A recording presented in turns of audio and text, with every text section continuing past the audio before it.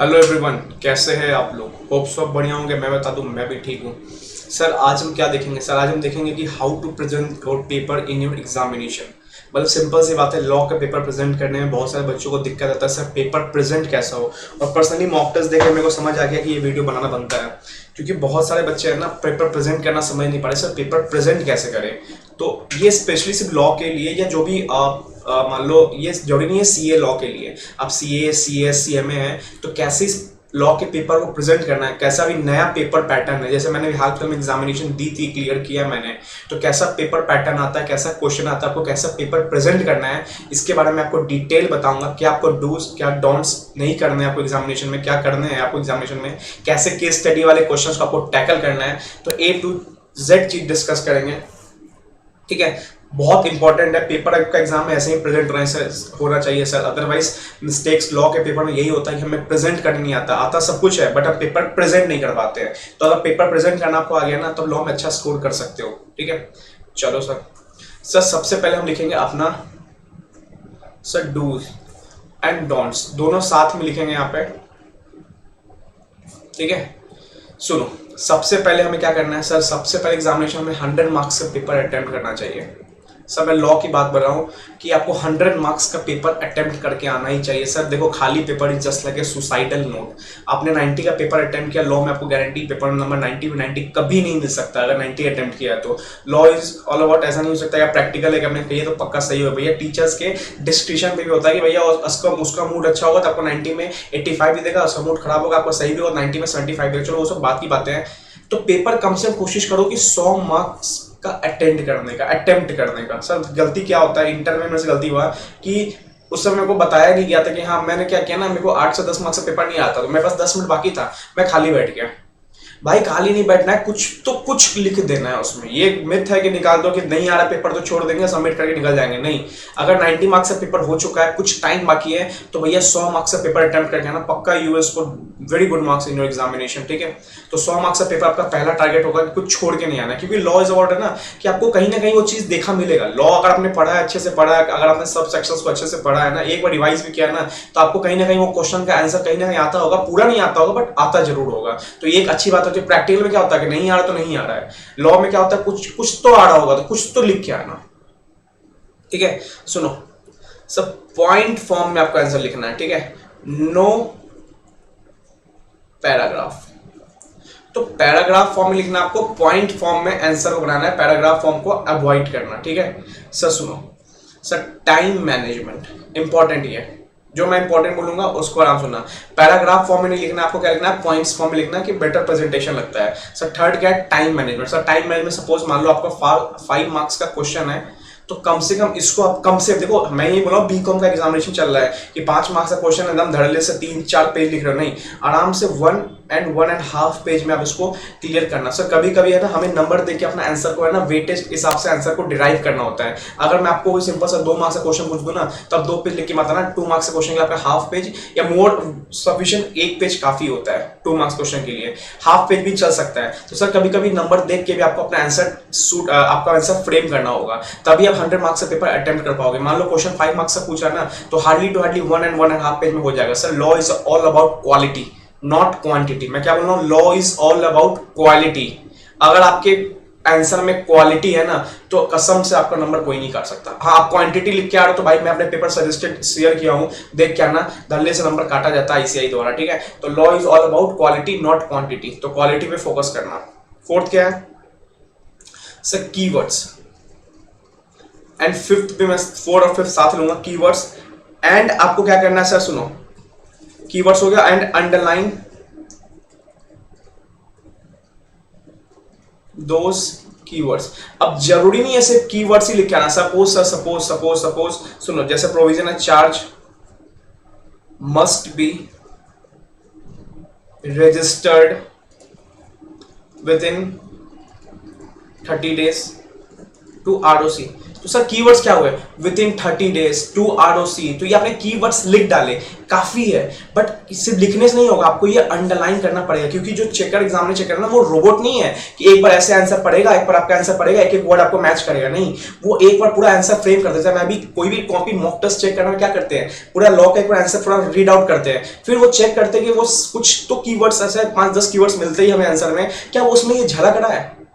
तो अगर वो झलक रहा है ना, वो कीवर्ड्स आपका आ रहा है ना, तो सर उसको झलकाओ, दिखाओ, मतलब कैसे सर, उसको अंडरलाइन करोगे, देखो हमने ये कीवर्ड्स डाले हैं, हमने आरओसी लिखा है, हमने 30 डेज लिखा है। तो कीवर्ड्स लिखने भी है और साथ साथ अंडरलाइन करना, सर बहुत इंपॉर्टेंट बताता हूं, ये दोनों पॉइंट आप अभी से दिमाग में डाल लो। बच्चे लिख तो देते हैं कीवर्ड्स, अंडरलाइन करना भूल जाते हैं। सर एग्जामिनर को कैसे पता चलेगा कि आपने वो कीवर्ड्स लिखा है, उसके बाद इतना टाइम नहीं होता, पर कॉपी चेक करने में उसको आधा घंटा लगता है, वो स्पीड में चेक करेगा, अगर कीवर्ड्स नहीं मिले नंबर नहीं मिलेंगे। तो कीवर्ड्स लिखना ही मैटर नहीं है, कीवर्ड्स लिख के अंडरलाइन भी करना पड़ेगा आप ही को,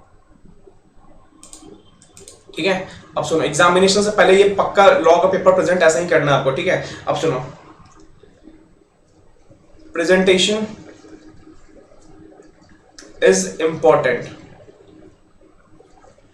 इन लॉ एग्जाम्स।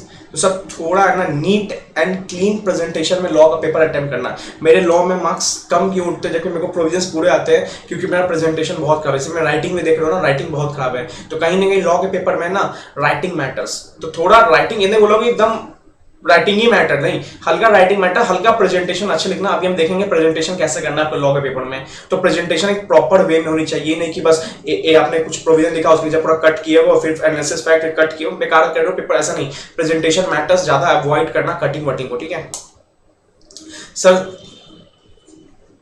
सेक्शन गलत कोट मत करना, अगर नहीं आ रहा है तो एज पर रिलेवेंट सेक्शन लिख के आ जाना, ठीक है।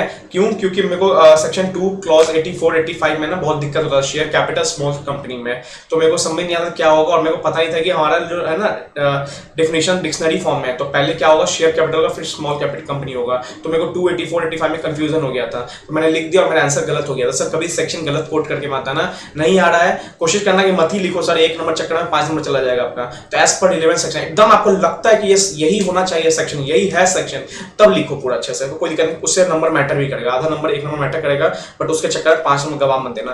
तो ये सब दिमाग में बैठा लो। सर व्हाट, अब डॉन्ट्स बताओ क्या नहीं करने, चलो क्या करने है तो आपने समझा दिया, ठीक है। अब सर बात आता है क्या नहीं करने, ठीक है, अब उसको देखते हैं हम लोग। सुनो सर, डॉन्ट्स में आपको क्या नहीं करने, सुनो बहुत इंपॉर्टेंट है। तो ये लॉ पेपर बोल रहा हूँ मैं, और पेपर की प्रैक्टिकल की बात नहीं कर रहा, सिर्फ लॉ पेपर के लिए करेंगे, मैं इंपॉर्टेंट बोल रहा हूँ। सर अवॉइड पैराग्राफ, इंग्लिश का पेपर नहीं दे रहे हो, अवॉइड करना पैराग्राफ, पैराग्राफ राइटिंग नहीं चलना है, ठीक है यहाँ पे। सर और क्या है यहाँ पे,